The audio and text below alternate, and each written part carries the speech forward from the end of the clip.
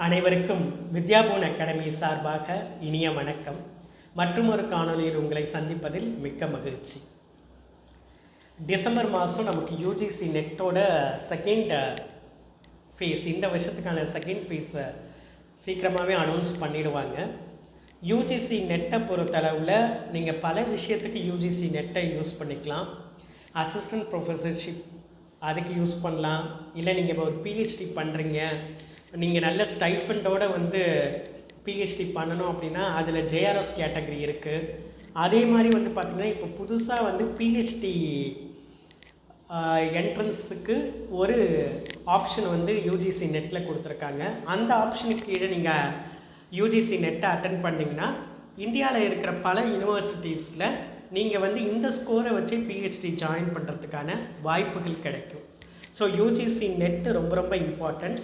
அதே மாதிரி ஸ்டேட் லெவலில் இருக்கிற ரெக்ரூட்மெண்ட்டுக்கு, ஃபார் எக்ஸாம்பிள் டிஆர்பி அசிஸ்டன்ட் ப்ரொஃபஸர்ஷிப்பு, அதே மாதிரி தமிழ்நாடு கவர்மெண்ட்டை இப்போது சமீபத்தில் அனௌன்ஸ் பண்ணி இன்னும் பெண்டிங்கில் இருக்கிற TRB assistant professor arts and science college, B Ed காலேஜஸ்க்கு, இந்த மாதிரி ரெக்ரூட்மெண்ட்டுக்கு டிஎன் செட்டு ரொம்பவே உங்களுக்கு ஹெல்ப்ஃபுல்லாக இருக்கும்.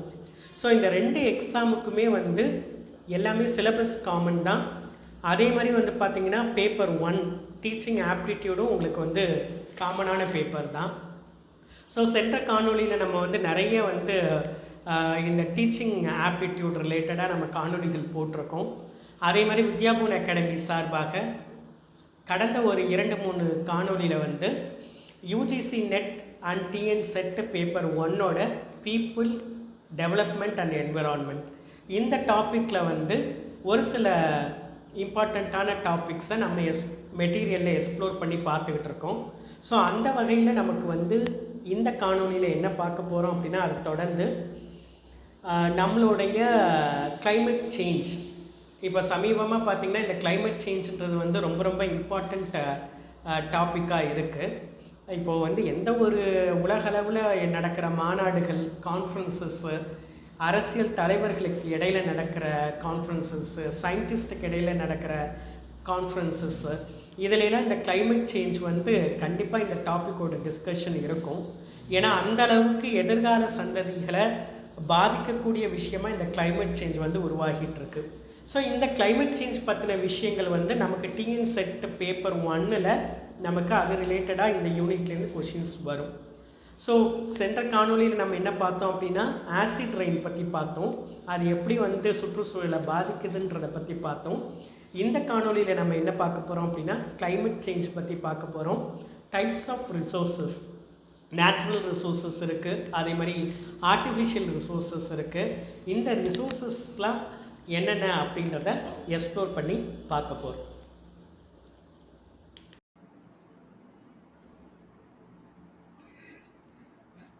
கிளைமேட் சேஞ்சை பொறுத்தளவில் கிளைமேட் சேஞ்சோட லிட்ரலாக என்ன சொல்லலாம் அப்படின்னா, long term change in the statistical distribution of weather patterns. காலநிலை மாற்றம்ன்றது என்ன அப்படின்னா, லாங் டேர்மாக நடக்கக்கூடியது. ஒரு டெம்பரேச்சர்லேயோ இல்லை ப்ரிசிபிட்டேஷன்லேயோ இல்லை ரெயின்ஃபால்லையோ இருக்கிற இந்த சேஞ்ச், லாங் டேர்ம் சேஞ்சை தான் நம்ம என்ன சொல்கிறோம் அப்படின்னா கிளைமேட் சேஞ்சுன்னு சொல்கிறோம். இந்த கிளைமேட் சேஞ்ச் பார்த்தீங்க அப்படின்னா over decades to million years of time அக்கறை ஆகிட்டே இருக்குது. பல நூற்றாண்டுகளாக இந்த கிளைமேட் சேஞ்சுன்றது அக்கறை ஆகிட்டு தான் இருக்குது. அதே மாதிரி நம்ம மனிதர்களோட யூசேஜ் நிறைய ரிசோர்ஸஸ் யூஸ் பண்ண மனிதர்களோட பாப்புலேஷன் அதிகரிக்க தான் நம்ம கிளைமேட் சேஞ்ச் வந்ததுன்னு நம்ம ஒரு பாயிண்ட் சொன்னால் கூட, இந்த ஹியூமன் ஆக்டிவிட்டி ஆரம்பிக்கிறதுக்கு முன்னாடியிலே இருந்தே கிளைமேட் சேஞ்சுன்றது பூமியில் நடந்துகிட்டு தான் இருக்குது. ஆனால் ஹியூமன் ஆக்டிவிட்டி அதிகரிக்க கிளைமேட் சேஞ்ச் ஃபாஸ்ட்டாக இன்க்ரீஸ் ஆகுது.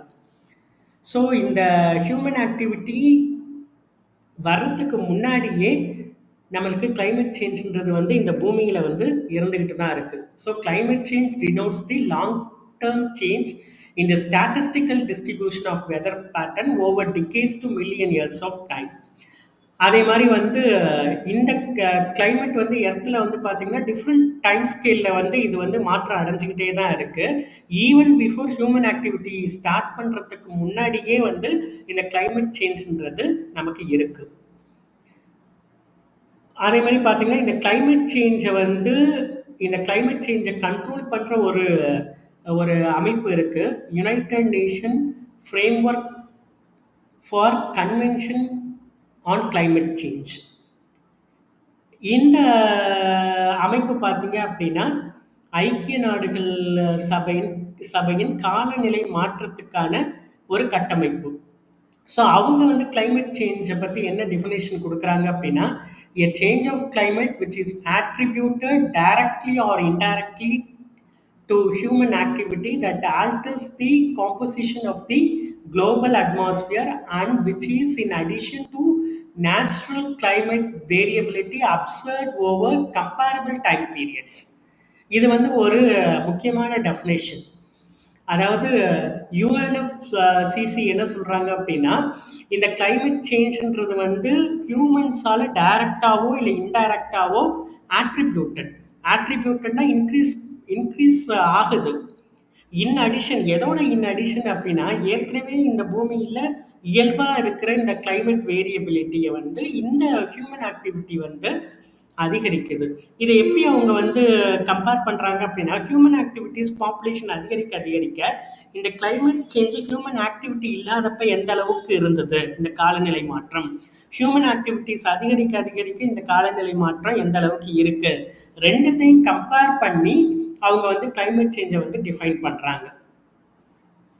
அதே மாதிரி கிளைமேட் சேஞ்சுக்கு முக்கியமான விஷயம் பார்த்தீங்க அப்படின்னா, நம்ம வந்து நிறைய எரிபொருள்களை யூஸ் பண்ணுறது, பெட்ரோலியம், ஃபாசில் ஃபியூவல்ஸ், மண்ணுக்கு அடியிலேருந்து கிடைக்கக்கூடிய அந்த பிளான்ட் ஃபியூவலு, அதே மாதிரி காடுகளை அழிக்கிறது, இதனால் வந்து நமக்கு வந்து நிறைய கிளைமேட் சேஞ்ச் வந்து இன்க்ரீஸ் ஆகுது. அதே மாதிரி கிளைமேட் சேஞ்சால் இந்த கிளைமேட்டிக் சேஞ்ச்னால வரக்கூடிய இம்ப்ளிகேஷன்ஸ் எந்தெந்த இடத்துலலாம் இந்த இம்ப்ளிகேஷன்ஸ் இருக்குது. முதல்ல பார்த்தீங்கன்னா குளோபல் வார்மிங் தான் வந்து முக்கியமான ஒரு கிளைமேட் சேஞ்சு. புவி வெப்பமயமாதல்னு சொல்கிறோம் இல்லையா, அது வந்து முக்கியமான சேஞ்சு. ஸோ இதில் பார்த்தீங்க அப்படின்னா இந்த புவி வெப்பமயமாதலுக்கு வந்து முக்கியமான காரணம் வந்து க்ரீன் ஹவுஸ் கேஸஸோட கான்சன்ட்ரேஷன் நம்மளுடைய வளிமண்டலத்தில் அதிகரிக்க இந்த குளோபல் வார்மிங்கும் இன்க்ரீஸ் ஆகும். இப்போ இதெல்லாம் பார்த்தீங்க அப்படின்னா நமக்கு வந்து இண்டஸ்ட்ரியலைசேஷன், நிறைய இண்டஸ்ட்ரீஸ், ஃபேக்ட்ரிஸ் வருது, ட்ராவலிங் அதிகமாக ஆகிறது. அதே மாதிரி ட்ராவல் பண்ணுறப்ப நிறைய பெட்ரோலியம் ரிசோர்ஸஸ் நம்ம யூஸ் பண்ணுறோம். ஸோ அதுலேருந்து கார்பன் டை ஆக்சைடு கான்சன்ட்ரேஷன் ஹையஸ்ட்டாக வெளிப்படுறது. இந்த கரியமில வாயு இது எல்லாமே வந்து க்ரீன் ஹவுஸ் கேஸஸோட கான்சன்ட்ரேஷனை வந்து என்ன பண்ணும் அப்படின்னா இன்க்ரீஸ் பண்ணும். ஸோ இப்போ இந்த க்ரீன் ஹவுஸ் கேஸஸோட கான்சன்ட்ரேஷன் பார்த்தீங்கன்னா ஒரு 6,50,000 வருஷத்தில் எந்த அளவுக்கு இருக்குது அப்படின்னா 393 ppm அப்படின்னா பார்ட் பர் மில்லியன். ஸோ இந்த அளவுக்கு வந்து நமக்கு வந்து என்ன அதிகரிச்சிருக்கு அப்படின்னா நமக்கு வந்து இந்த ஹசார்டஸ் கேஸோட கான்சன்ட்ரேஷன் அதிகமாக இருக்குது. அதனால் நமக்கு குளோபல் வார்மிங் வந்து அக்கர் ஆகுது. அதே மாதிரி இது வந்து ஜிஹெச் க்ரீன் ஹவுஸ் கேஸஸோட கான்சன்ட்ரேஷன் அதிகரித்தாலே நமக்கு வந்து என்ன வரும் அப்படின்னா டெம்பரேச்சர் சேஞ்ச் வந்து வந்துடும், change in world temperature. So இந்த கான்சன்ட்ரேஷன்னால இந்த வேர்ல்டு டெம்பரேச்சரும் அதிகரிக்கும். ஸோ இதை தான் ஒட்டுமொத்தமாக நம்ம என்ன சொல்கிறோம் அப்படின்னா குளோபல் வார்மிங்னு சொல்கிறோம். இப்போது 1880லேருந்து இந்த குளோபல் வார்மிங் வந்து அக்கர் ஆகிட்டு இருக்கு. அதே மாதிரி வந்து பார்த்திங்கன்னா அடுத்தடுத்த நூற்றாண்டுகளில் 1970, அதே மாதிரி 1981 பார்த்தீங்க அப்படின்னா ஒரு 20 வார்மஸ்ட் இயர் வந்து எப்போ அக்கர் ஆகிருக்கு அப்படின்னா இந்த 1981 இண்டஸ்ட்ரியல் ரெவல்யூஷனு இதெல்லாம் ஆரம்பித்து முடிச்சதுக்கப்புறம் இது இன்க்ரீஸ் ஆகிருக்கு. ஸோ இது எல்லாமே வந்து பார்த்தீங்க அப்படின்னா குளோபல் வார்மிங்க்கு நமக்கு வந்து கான்ட்ரிபியூட் பண்ணக்கூடிய முக்கியமான விஷயம். அதே மாதிரி ஓசோன் லேயர் டெப்ளேஷன், ஓசோன் லேயரோட அடர்த்தி வந்து தளர்ந்துக்கிட்டே போய் அதில் ஓட்ட விழுற நிலைமையும் வந்து நமக்கு வந்து என்ன வருது அப்படின்னா இந்த குளோபல் வார்மிங்னாலையும் இந்த மாதிரி க்ரீன் ஹவுஸ் கேஸஸோட கான்சன்ட்ரேஷன் அதிகரிக்கிறதுனாலையும் நமக்கு வந்து ஏற்படுது. அதே மாதிரி இதில் பார்த்தீங்க அப்படின்னா ஓசோன் லேயரோட வால்யூம் வந்து பார்த்தீங்கன்னா பர் டிக்கேட், அதாவது ஒரு 10 வருஷத்துக்கு ஒரு தடவை வந்து நம்ம வந்து எந்த அளவுக்கு அது வந்து வைடண்ட் ஆகி வைடாகி போகுதுன்னு பார்த்தோம் அப்படின்னா 4% பர் டிக்கேட் வந்து ஓசோன் லேயரோட அடர்த்தி வந்து தளர்ந்து போகுது அப்படின்னு சொல்கிறாங்க. ஸோ இந்த ஓசோன் லேயர்னால இப்போ நிறைய நமக்கு தெரியும். இப்போ இந்த ஓசோன் லேயர் வந்து பாதிப்பு அடைய அடைய என்ன ஆகும் அப்படின்னா ஸ்கின் கேன்சரு, இந்த மாதிரி கேன்சரஸ் டிசீசஸ் கூட நமக்கு வந்து ஏற்படுது. எந்த இடத்துலலாம் வந்து பார்த்தீங்க அப்படின்னா குளோபல் வார்மிங் அதிகரிச்சிருக்கோ, வெப்பமயமான நாடுகள் ரொம்ப அதிகமாக எந்த நாடுகளில் வந்து அந்த வெப்பமயமாதல் அதிகமாக இருக்கோ அங்கெல்லாம் cancerous disease, especially skin cancer, இதை மாதிரியான கேன்சர்ஸ் கூட வந்து அக்கறாகிறதுக்கு வாய்ப்பு இருக்குன்றாங்க. அதே மாதிரி எக்ஸ்ட்ரீம் வெதர்ஸ் இப்போலாம் பார்த்தீங்கன்னா வெதர் பார்த்தீங்க அப்படின்னா உங்களுக்கு ஒரு ஒரு ஒரு ட்ரவுட் வந்தது அப்படின்னா ஒரு வெப்பமயமான ஒரு காலநிலை வந்தது அப்படின்னா ரொம்ப அதிகப்படியான வெப்பம் இருக்கும். இப்போ நம்மளே வந்து அதை ஃபீல் பண்ணலாம். இப்போ சம்மர் டேஸில் பார்த்தீங்கன்னா ஒவ்வொரு இடமும் வந்து இந்த வெப்பம் வந்து அதிகரிச்சுக்கிட்டே தான் போகுது. ஸோ இதெல்லாம் வந்து பார்த்தீங்க அப்படின்னா இந்த ஓசோன் லேயரோட டிப்ளேஷன் அப்படின்னா ஓட்டை விழுறது தான் நமக்கு வந்து முக்கியமான காரணமாக இருக்குது. ஸோ ஹசாடஸ் சன்ரேஸு, சூரிய வெப்பம் வந்து டைரெக்டாக வந்து பூமி மேலே படுது. அதே மாதிரி ஷ்ரிங்கிங் ஆஃப் ஐஸ் ஷீட்டு, இந்த ஷ்ரிங்கிங் ஆஃப் ஐஸ் ஷீட்டில் பார்த்தீங்க அப்படின்னா இப்போ கிரீன்லேண்ட்லாம் பார்த்தீங்கன்னா ரொம்ப கிளேசியர்ஸ் ஐஸ்லாம் நிறைய இருக்கிற கண்ட்ரி. அங்கே பார்த்தீங்க அப்படின்னா உங்களுக்கு வந்து 2002 அண்ட் 2006 இந்த இந்த டைம் பீரியட்குள்ளாரே எவ்வளோ வந்து ஐஸ் வந்து லாஸ் ஆகிருக்கு அப்படின்னா 150 kilometre cube to 250 kilometre cube. இந்த அளவுக்கு வந்து நமக்கு வந்து என்ன அப்படின்னா ஐஸோட கான்சன்ட்ரேஷன் வந்து ஷ்ரிங்க் ஆகிருக்கு. அதேமாதிரி அண்டார்டிகாவில் 2002 அண்ட் 2005 பார்த்தீங்க அப்படின்னா 150 கிலோமீட்டர் கியூப்புக்கு வந்து உங்களுக்கு வந்து ஐஸ் கிளேயர்ஸ் வந்து உருகி போயிருக்கு. அதனால சீ லெவல் ரைஸ் ஆகிருக்கு. ஸோ ரைஸ் இன் சீ லெவல் இது எல்லாம் ஒன்றுத்துக்கு ஒன்று. இப்போ இதுலேருந்து எடுத்து பார்த்தீங்க அப்படின்னா இது எல்லாமே ஒன்றுத்துக்கு ஒன்று தொடர்பு இருக்கிறது தான். ஸோ ஒன்று தொட்டு ஒன்று நமக்கு வந்து இந்த மாதிரி ஹசார்டஸ் வந்துக்கிட்டே இருக்கும். அதே மாதிரி சீ லெவல் ரைஸ் ஆகிறது இப்போ லாஸ்ட்டு செஞ்சுரி, அதை கடந்த நூற்றாண்டில் பார்த்தீங்க அப்படின்னா 17 சென்டிமீட்டர் வந்து சீ லெவல் வந்து ரைஸ் ஆகிருக்கு. அதே மாதிரி நிறைய வந்து லோ லையிங் ஏரியாஸு, கரையோர கிராமங்கள், அதே மாதிரி நிறைய தீவுகள் வந்து இந்த 17 சென்டிமீட்டர் ரைஸ் ஆனதுனால நிறைய கடலுக்குள்ளார மூழ்கி போயிருக்கு. அதே மாதிரி ஹியூமன் வந்து கரையோரத்தில் இன்ஹிபிட் ஆக முடியாத சூழ்நிலையும் நமக்கு வந்து இந்த சீ லெவல் ரைஸ்னால அக்கறாயிருக்கு. அதே மாதிரி ஓஷன் அசிடிஃபிகேஷன், ஏற்கனவே நம்ம ஆசிட் ரெயினில் பார்த்தோம்.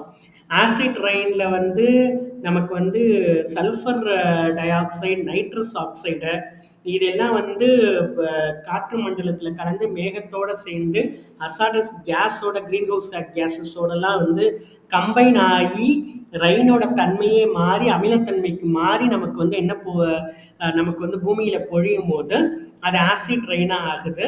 அதனால நீர்நிலைகள் பாதிக்கப்படுது. ஓஷன் கடலில் வந்து பார்த்தீங்கனாலே வந்து அமிலத்தன்மை வந்து அதிகரிச்சுக்கிட்டே தான் போகுது. அதனால தான் திடீர்னு மீன்கள் எல்லாம் செத்து மடிகிற இந்த நிகழ்ச்சியெல்லாம் நடக்குது.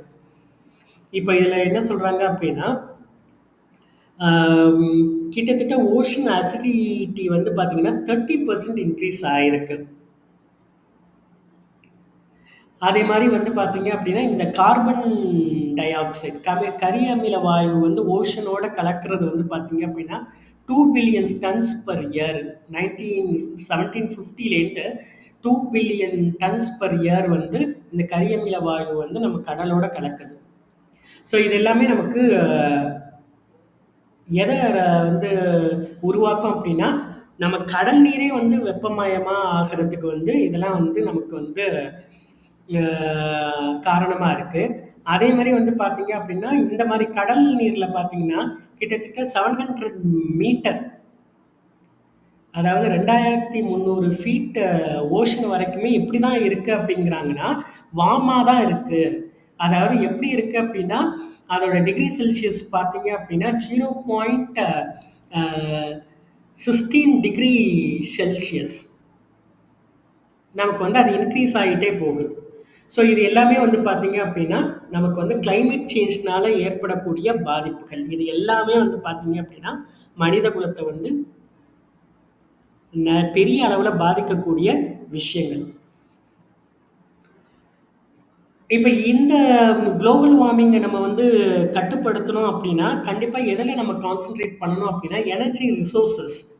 என்ன மாதிரி எனர்ஜியை நம்ம வந்து நம்மளுடைய தேவைகளுக்காக மனிதன் வந்து போக்குவரத்துக்கோ, இல்லை வந்து ஒரு இண்டஸ்ட்ரியலைசேஷனுக்கோ, இல்லை வந்து ஒரு ஃபேக்ட்ரிஸ் ரன் பண்ணுறதுக்கோ, இந்த மாதிரி உற்பத்தி சார்ந்த சில விஷயங்கள் பண்ணுறதுக்கோ, அதே மாதிரி நமக்கு வந்து இந்த எலக்ட்ரிசிட்டி மாதிரியான விஷயங்களை நம்ம வந்து எடுக்கணுன்றதுக்காக என்ன மாதிரியான நேச்சுரல் அண்ட் எனர்ஜி ரிசோர்ஸஸ் நம்ம யூஸ் பண்ணுறோம் அப்படின்றதுல கண்டிப்பாக நம்ம கான்சென்ட்ரேட் பண்ணணும். இந்த ரிசோர்ஸ்ன்றது பார்த்தீங்க அப்படின்னா, any natural or artificial substance, energy or organism which is used by human being for its welfare. மனித குலத்தோட முன்னேற்றத்துக்கு நீங்கள் எந்த ஒரு சப்ஸ்டன்ஸ், அது இயற்கையாக இருக்கலாம், இல்லை செயற்கையாக இருக்கலாம், இல்லை ஆற்றலாக இருக்கலாம், இல்லை ஒரு உயிருள்ள பொருளாக இருக்கலாம், எதை நீங்கள் உங்களோட மனிதனோட யூஸுக்காக யூஸ் பண்ணீங்களோ அது எல்லாமே ரிசோர்ஸ் தான். இப்போ இதில் பார்த்தீங்கன்னா 2 வகையான ரிசோர்ஸ் இருக்குது. ஒன்று நேச்சுரல் ரிசோர்ஸஸ். நேச்சுரல் ரிசோர்ஸ்னா நம்மளுடைய மண், காற்று, அதே மாதிரி மினரல்ஸு, நிலக்கரி, அதே மாதிரி solar energy, sunlight, animals, plants, இதெல்லாம் நேச்சுரல் ரிசோர்ஸஸ். அதே ஆர்டிஃபிஷியல் ரிசோர்ஸஸ்ன்னு பார்த்தீங்க அப்படின்னா, ஹியூமன் பீயிங்ஸ் அவங்களா டெவலப் பண்ணது. பயோகேஸு, அதே மாதிரி வந்து பார்த்தீங்க அப்படின்னா எலக்ட்ரிசிட்டி, பிளாஸ்டிக்ஸு. ஸோ இதெல்லாம் வந்து பார்த்தீங்கன்னா சம் அதர் நேச்சுரல் ரிசோர்ஸஸ்லேருந்து தான் டிரைவ் பண்ணுறோம். ஆனால் மேன் மேடு. இப்போ வந்து பிளாஸ்டிக் பார்த்தீங்கன்னா பெட்ரோலியத்துலேருந்து தான் நமக்கு பிளாஸ்டிக்கே கிடைக்கிது. ஸோ நேச்சுரல் ரிசோர்ஸை பொறுத்தளவில் நேச்சுரல், அதே மாதிரி ஆர்டிஃபிஷியல்னு 2 விஷயம் இருக்குது. இந்த நேச்சுரல் ரிசோர்ஸஸ் எல்லாமே எஸ்காஸ்டிபிள். இது வந்து ரொம்ப காலத்துக்கு நம்மளால் யூஸ் பண்ண முடியாது. இது வந்து குறைஞ்ச அளவில் தான் நம்ம பூமியில் கிடைக்கும். For example petroleum. அதுவே எஸ்காஸ்டிபிள் எனர்ஜிஸ் இருக்குது.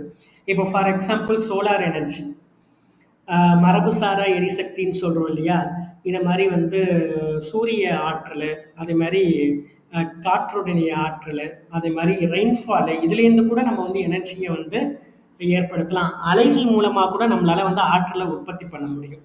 இந்த எஸ்காஸ்டிபிள் எல்லாமே வந்து பார்த்தீங்க அப்படின்னா, இதுலேயும் 2 டைப் நம்ம வந்து பிரிக்கலாம். ஒன்று வந்து ரெனியூவபிள், இன்னொன்று வந்து நான் renewable.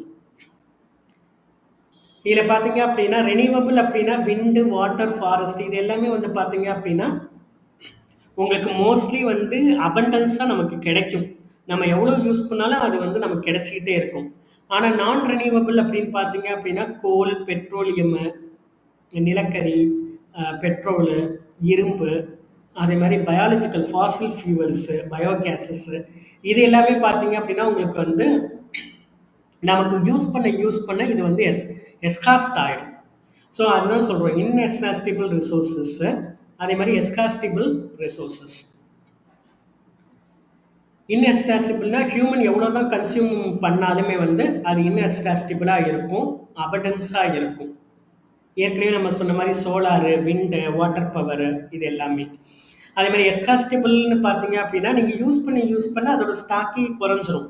For example petroleum, biogas, நமக்கு வந்து எர்த்துக்கு அடியிலேருந்து கிடைக்கக்கூடிய மீத்தேனோ, இந்த மாதிரி கேஸஸ்ஸு, நிலக்கரி, இது எல்லாமே எஸ்காஸ்டிபிள் ரிசோர்ஸஸ். ஸோ ரெனியூவபிள் ரிசோர்ஸஸை பொறுத்தளவில் கன்வென்ஷனல் எனர்ஜி இருக்குது, அதே மாதிரி நான் கன்வென்ஷனல் எனர்ஜி இருக்குது. இப்போ ஏற்கனவே நம்ம பார்த்துருக்கோம் நான் கன்வென்ஷனல் எனர்ஜினா என்ன. Solar energy, hydro energy, wind energy, nuclear energy, biogas, biofuel. அதே மாதிரி கன்வென்ஷனல் நான் ரெனியூவபிள் எனர்ஜி வந்து பார்த்தீங்க அப்படின்னா கிரவுண்ட்லேருந்து கிடைக்கிற ஃபாசில் ஃபியூவல்ஸ். ஃபார் எக்ஸாம்பிள் வந்து நிலக்கரி, அதேமாதிரி எண்ணெய் வித்துக்கள், அதே மாதிரி வந்து நேச்சுரல் கேஸஸ், இது எல்லாமே. அதே மாதிரி கன்வென்ஷனல் ரினியூவபிள் எனர்ஜிக்கு வந்து நீங்கள் வந்து எக்ஸாம்பிள் சொல்லணும் அப்படின்னா நான் ஃபாசில் ஃபியூவல்ஸு. இப்போ ஃபார் எக்ஸாம்பிள் வந்து vegetable waste, firewood, wood charcoal, இதெல்லாம் வந்து கன்வென்ஷனல் ரினியூவபிள் எனர்ஜிக்கு எக்ஸாம்பிள். பயோஸ்பியரில் நமக்கு இந்த மாதிரியான ரிசோர்ஸஸ் எல்லாமே இருக்குது. Plants, animals and bio organism. அட்மாஸ்பியரை பொறுத்தளவில் oxygen, CO2, carbon dioxide, nitrogen, hydrogen. அதேமாதிரி ஹைட்ரோஸ்பியரில் பார்த்தீங்க அப்படின்னா உங்களுக்கு வந்து இந்த மாதிரியான சோர்ஸஸ்லேருந்து நீங்கள் எனர்ஜியை வந்து ப்ரொடியூஸ் பண்ணலாம். அதே மாதிரி லித்தோஸ்பியர் எடுத்துக்கிட்டிங்கன்னா நம்ம மண்ணை எடுத்துக்கிட்டிங்கன்னா சாயிலு, மினரல், ராக்ஸு, இது எல்லாமே வந்து ரிசோர்ஸஸ் தான். சில சில ரிசோர்ஸஸ் வந்து நம்ம கன்சியூம் பண்ணதுக்கு அப்புறமும் எஸ்ஹாஸ்டிபிளாக இருக்கும். அதெல்லாம் renewable resources, forest, trees and plants. அதே மாதிரி நான் ரெனியூவபிள் ரிசோர்ஸஸ் வந்து cannot be replaced after use. இது எல்லாமே நான் ரெனியூவபிள் சோர்ஸஸ். ஏற்கனவே நம்ம இதை பார்த்துருக்கோம். கோல், ஆயில், அதே மாதிரி நம்ம வந்து யூஸ் பண்ணுற எல்பிஜி கேஸு,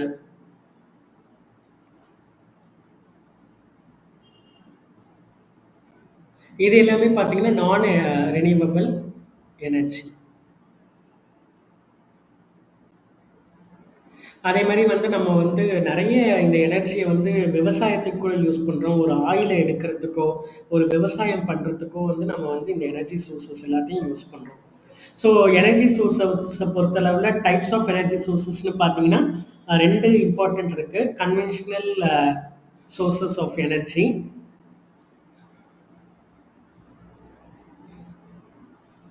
லாங் டைமாக இதை யூஸ் பண்ணியிருக்கோம் ஆனால் எஸ்காஸ்ட் ஆகிடும். அதே மாதிரி நான் கன்வென்ஷனல் சோர்ஸ் ஆஃப் எனர்ஜி, இந்த நான் கன்வென்ஷனல் சோர்ஸ் ஆஃப் எனர்ஜி பற்றி இப்போ தான் நம்ம பேச ஆரம்பிக்கிறோம். மரபுசாரா எரிசக்தின்னு சொல்கிறோம் இல்லையா, இப்போ சோலார் பவரோ விண்ட் பவரோ எப்படி யூஸ் பண்ணுறதுன்றது. ஸோ இதில் வந்து டைப்ஸ் ஆஃப் எனர்ஜி சோர்ஸஸில் கன்வென்ஷனல் சோர்ஸஸ் ஆஃப் எனர்ஜி வந்து நமக்கு நிறைய இருக்குது. ஃபாசில் ஃபியூவல்ஸ், பல வருஷத்துக்கு முன்னாடி மண்ணுக்குள்ளே புதைச்சி போன செடிகள், அனிமல்ஸோட போன்ஸு, இதுலேருந்து நமக்கு கிடைக்கிற கோல், பெட்ரோலியம் எல்லாமே வந்து நிலக்கரியாக மாறி பெட்ரோலியம் ப்ராடக்ட்ஸாக, நேச்சுரல் கேஸாக மாறி இருக்கும். அதேமாதிரி கோல் தான் இம்பார்ட்டண்ட்டான ஃபாசில் ஃபியூவல். இதோட யூசேஜ் நமக்கு தெரியும். கோல் கேஸு, கோல் டாரு, பென்சின், டொல்யூன், இது எல்லாமே இதுலேருந்து தான் தயாரிக்கிறோம். அதேமாதிரி ஆயில், இதில் வந்து நம்ம கச்சா எண்ணெயெல்லாம் சொல்கிறோம் இல்லையா, அதுதான் நமக்கு வந்து ஆயில். ஸோ இதில் லூப்ரிகன்ஸ், வேக்ஸு, சால்வென்ஸ், டைஸு எல்லாமே இதுலேருந்து தான் தயாரிக்கிறோம். Natural gas is often found with petroleum. அதே மாதிரி நமக்கு பைப் லைன் போடுறாங்க இப்போலாம் கேஸுக்கு. பைப்டு நேச்சுரல் கேஸ், பிஎன்ஜி கேஸும் இருக்குது. அதே மாதிரி வந்து நம்ம கார்லாம் யூஸ் பண்ணுறோம் இல்லையா, கம்ப்ரஸ்டு நேச்சுரல் கேஸும் இருக்குது. இதுவுமே வந்து பார்த்திங்கன்னா எஸ்காஸ்ட் ஆகிற கன்வென்ஷனல் எனர்ஜி தான். அதே மாதிரி நம்ம வீட்டில் யூஸ் பண்ணுற லிக்விஃபைட் பெட்ரோலியம் கேஸ், இது பார்த்தீங்கன்னா இந்த லிக்விஃபைட் பெட்ரோலியம் கேஸ் வந்து பார்த்தீங்கன்னா இது வந்து என்னென்னா லிக்விட் ஃபார்மில் இருக்கும். ப்ரோப்பேன் அண்ட் பியூட்டேனை லிக்விட் ஃபார்மில் இருக்கும். பேர்ன் பண்ணுறப்ப அது கேஸாக வெளியில் வரும். ஸோ இதுதான் வந்து லிக்விஃபைட் பெட்ரோலியம் கேஸுமே பார்த்தீங்கன்னா எஸ்ஹாஸ்டிபிள் கன்வென்ஷனல் எனர்ஜி தான். நான் கன்வென்ஷனல் சோர்ஸ் ஆஃப் எனர்ஜி பார்த்தீங்க அப்படின்னா சோலார் எனர்ஜி, இதுதான் அல்டிமேட் சோர்ஸு. அபண்டண்ட்டாக இருக்கும், எவர்லாஸ்டிங்காக இருக்கும், எங்கே பார்த்தாலுமே இருக்கும். பொலிட்டிக்கல் பேரியர்ஸ் கிடையாது, யார் வேணாலும் சோலார் எனர்ஜியை யூஸ் பண்ணலாம். பெட்ரோல் மாதிரி அதில் அரசியல் கிடையாது. அதே மாதிரி ஹைட்ரோ எலக்ட்ரிக் எனர்ஜி, நீர்மின் நிலையங்கள்லாம் இருக்கு இல்லையா, அது. அதே மாதிரி விண்ட் எனர்ஜி, விண்ட் மில்ஸ் மூலமாக நம்ம தயாரிக்கிற விண்டு, இது எல்லாமே வந்து பார்த்தீங்கன்னா இன்எஸ்காஸ்டிபிள். அதே மாதிரி ஒரு விண்ட் மில்லோட மினிமம் ஸ்பீடு பார்த்தீங்கன்னா 7 km/h வந்து அந்த விண்ட் மில்லில் உள்ள ஸ்பீடு இருக்கணும். அதே மாதிரி விண்ட் மில்லில் எவ்வளோ வாட்டர் வந்து மேக்ஸிமம் டெப்த்துக்கு ட்ராப் பண்ணோம் அப்படின்னா 55 அடியிலேருந்தே வந்து வாட்டரை வந்து அது ஃபெச் பண்ணும். அவுட்புட் பார்த்தீங்கன்னா 4000 to 9000 liters of water per hour வந்து நமக்கு வந்து இந்த எனர்ஜி வந்து எடுத்து கொடுக்கும். அதே மாதிரி டைடல் எனர்ஜியை வச்சுமே நம்ம அலைகள்லேருந்து நம்ம வந்து எனர்ஜியை வந்து உருவாக்கி அதன் மூலமாக நம்ம வந்து டர்பைனை ரன் பண்ண முடியும், எலக்ட்ரிசிட்டியை ப்ரொடியூஸ் பண்ண முடியும். அது டைடல் எனர்ஜி. அதே மாதிரி நியூக்ளியர் எனர்ஜி நமக்கு தெரியும். யுரேனியம், தோரியம், இதோட யூசேஜை வச்சு நம்ம வந்து நியூக்ளியர் எனர்ஜி அணுசக்தியை நம்ம உருவாக்கலாம். அதே மாதிரி 25% ஆஃப் தோரியம் வந்து இந்தியாவிலே இருக்கு. இதை கூட நம்ம எலக்ட்ரிசிட்டிக்காக யூஸ் பண்றோம். அதே மாதிரி ஆல்மோஸ்ட் எல்லா டெவலப்டு கண்ட்ரிஸும் அட்வான்ஸ் கண்ட்ரிஸும் நியூக்ளியர் பவர் ஸ்டேஷனை வச்சிருக்கு. நம்ம இந்தியாவில் பார்த்தீங்கன்னா தாராப்பூர் மகாராஷ்டிரா, கல்பாக்கம், நாரோரா உத்தரப்பிரதேஷ், கோட்டா இங்கெல்லாமே வந்து பார்த்தீங்கன்னா நியூக்ளியர் பவர் பிளான்ஸ் இருக்கு. அதே மாதிரி approximately 3% of India's electricity comes from nuclear பவரில் தான் 3% ஆஃப் தி எலக்ட்ரிசிட்டி நமக்கு கிடைக்குது. அதே மாதிரி 2050 25% வந்து இது வந்து இன்க்ரீஸ் ஆகும். ஸோ இதெல்லாம் உங்களுக்கு வந்து யூஜிசி நெட் ஆர் டிஎன் செட்டில் உங்களுக்கு வந்து இந்த மாதிரி கொஷின்ஸு ஃபேக்ட்ஸ் எல்லாத்தையும் கேட்கலாம். ஆனால் நியூக்ளியர் பவரை பொறுத்தளவில் இன்ஸ்டாலேஷன் காஸ்ட்டும் அதை மெயின்டெனன்ஸ் பண்ணுறதும் ரொம்பவே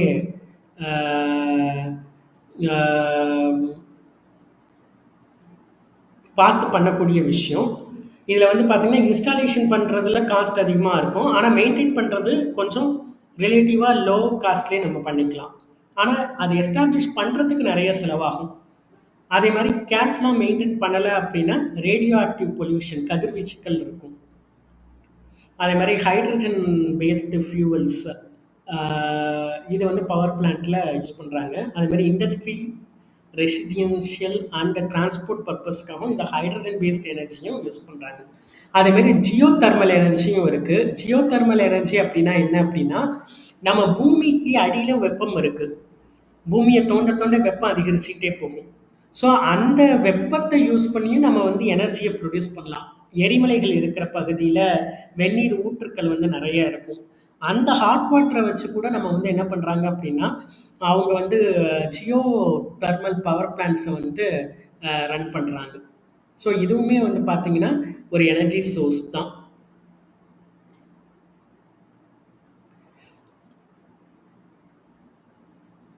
அதே மாதிரி வந்து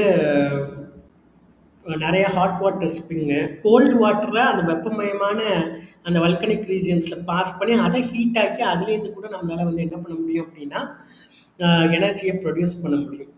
அதே மாதிரி ஹைட்ரோ தெர்மல் பார்த்தீங்க அப்படின்னா இந்தியாவில் வந்து பார்த்தீங்க அப்படின்னா 46 ஹைட்ரோ தெர்மல் ஏரியாஸ் இருக்குது. அதே மாதிரி வந்து பார்த்தீங்கன்னா இங்கெல்லாம் இந்த ஹைட்ரோ தெர்மல் பிளான்ட்லாம் இந்த வாட்டரோட டெம்பரேச்சர் வந்து எந்த அளவுக்கு வந்து அதிகமாக இருக்குன்னா 150 டிகிரி செல்சியஸ் வரைக்கும் நமக்கு வந்து அதிகமான வெப்பத்தில் இந்த எனர்ஜியை ப்ரொடியூஸ் பண்ணுறாங்க. அதே மாதிரி பயோகேஸ் நமக்கு தெரியும். அனிமல்ஸோட வேஸ்ட்லேருந்து நம்ம வந்து என்ன பண்ணலாம் அப்படின்னா நம்ம வந்து பயோகேஸை வந்து உற்பத்தி பண்ணலாம். அதே மாதிரி வந்து பார்த்தீங்க அப்படின்னா டைஜஸ்டர் அப்படின்ற ஒரு ஸ்பெஷல் டேங்க்கில் அந்த கவு டங்கு இதெல்லாம் போட்டு, மாட்டு சாணம் இதெல்லாம் போட்டு நம்ம வந்து என்ன பண்ணலாம் அப்படின்னா டீகம்போஸ் பண்ணி பயோகேஸை ஜென்ரேட் பண்ணலாம். இந்த பயோகேஸில் பார்த்தீங்கன்னா 55%லேருந்து 70% வரைக்கும் மீத்தேன் இருக்கும். இன்ஃப்ளேமபிள், அதாவது என்னென்னா எரியக்கூடிய பொருள். அதே மாதிரி இதை வந்து நம்ம வந்து எலக்ட்ரிசிட்டி உற்பத்தி பண்ணுறதுக்கும் பயன்படுத்தலாம், குக்கிங்காகவும் பயன்படுத்தலாம். அதே மாதிரி வேஸ்ட்டு, இதில் இருக்கிற வேஸ்ட்டை வந்து நம்ம மேன்யூராகவும் பயன்படுத்திக்கலாம். அதே மாதிரி பயோஃபியூவல், பிளான்ட்ஸில் இருக்கிற ஹைட்ரோ கார்பன்ஸ் அதை வந்து பெட்ரோலியம் ஹைட்ரோ கார்பனாக நம்மளால் மாற்ற முடியும். The hydrocarbons present in such plants can be converted into petroleum hydrocarbons. இதை தான் நம்ம வந்து பயோஃபியூவல்னு சொல்கிறோம். நம்ம மூலிகையிலேருந்து பெட்ரோல் தயாரிக்கிறாங்கன்னு சொல்கிறாங்க இல்லையா, அந்த விஷயம்தான் இது பயோஃபியூவல். எந்த மாதிரி பிளான்ட்டு? ஜத்ரோபா கர்கஸ், இதெல்லாம் வந்து பயோ டீசல் எடுக்கிறதுக்கு இந்த பிளான்ட்டை நம்ம யூஸ் பண்ணலாம். நம்ம இந்தியன் ஆயில் கார்பரேஷன் பார்த்தீங்க அப்படின்னா இதில் நிறைய பயோ டீசல் ப்ரொடியூஸ் பண்ணுறதுல நிறைய எக்ஸ்பிரிமெண்ட்ஸ் வந்து வெஜிடபிள் ஆயில்ஸ்லேருந்து இவங்க வந்து எக்ஸ்பிரிமெண்ட் பண்ணி பார்த்துட்ருக்காங்க. ரைஸ் பிரானு, ரைஸோட தோல் அதுலேருந்து கிடைக்கிறது, பாம்பு, கரன்ஷியா, சன்ஃப்ளவர், இதுலேருந்துலாம் பயோஃபியூவல் எடுக்கிறத பற்றி ஆராய்ச்சிகளை Indian oil corporation carry out பண்ணுது. அடுத்த காணொளியில் நம்ம என்விரான்மெண்டல் இஷ்யூஸ் பற்றி பார்ப்போம். வழக்கம் போல் இந்த காணொளி உங்களுக்கு பயனுள்ளதாக இருந்திருக்கும்னு நம்புகிறோம். அடுத்த காணொளியில் இந்த கிளைமேட்டிக் சேஞ்சு, இந்த மாதிரி என்விரான்மெண்டல் ரிலேட்டடான ஹசார்ட்ஸு எப்படி நம்மளுடைய லோக்கல் என்விரான்மெண்ட், அதே மாதிரி nationwide environment, worldwide என்விரான்மெண்ட்டை இது எப்படி அஃபெக்ட் பண்ணுறதுன்றத நம்ம மெட்டீரியலில் எக்ஸ்ப்ளோர் பண்ணி பார்ப்போம். ஸோ தொடர்ந்து எங்கள் காணொளிகளை பாருங்கள். எங்களுடைய first paper material low cost material 75 ருபீஸ்க்கு ஆஃபர் பண்ணுறோம். பிடிஎஃப் மெட்டீரியல் தான். உங்களுக்கு தேவை அப்படின்னா நீங்கள் எங்களுடைய வெப்சைட்டோட லிங்க்லேருந்து நீங்கள் ஆன்லைனில் ஆர்டர் பண்ணி டவுன்லோட் பண்ணிக்கலாம். அதே மாதிரி யூபிஐ பேமெண்ட்ஸ் இருக்குது. எங்களுக்கு பர்சனலாக என்னோடய நம்பரை நான் உங்களுக்கு டிஸ்கிரிப்ஷனில் தரேன். அதுலேயும் நீங்கள் காண்டாக்ட் பண்ணி இந்த மெட்டீரியலை வாங்கிக்கலாம். அதே மாதிரி டிஎன் செட் அண்ட் யூஜிசி நெட்டோட கம்ப்யூட்டர் சயின்ஸுக்கு ஃபுல் 10 யூனிட்ஸ் மெட்டீரியலும் பிடிஎஃபாக இருக்குது. அதெல்லாம் உங்களுக்கு ரொம்ப யூஸ்ஃபுல்லாக இருக்கும். அதே மாதிரி எங்களுடைய அகாடமி சார்பாக லோ காஸ்ட்டில் நாங்கள் சஃபஸ்டிகேட்டட் மார்க் டெஸ்ட் ப்ராக்டிஸும் UGC NET, TN SET, TRB assistant professor எக்ஸாமுக்கு நாங்கள் ப்ரொவைட் பண்ணுறோம். ஸோ மந்த்லி நீங்கள் 99 பே பண்ணிங்கன்னா அதில் உள்ள எல்லா எக்ஸாம்ஸையும் நீங்கள் அக்சஸ் பண்ணிக்கலாம். அது நல்லா உங்களுக்கு ப்ராக்டிஸாக இருக்கும். ஸோ இதெல்லாம் நீங்கள் பயன்படுத்திக்கிட்டு உங்களோட ப்ரிப்ரேஷனை பூஸ்டப் பண்ணிக்கணும் அப்படின்றது தான் எங்களுடைய விருப்பம். மீண்டும் சந்திப்போம். நன்றி.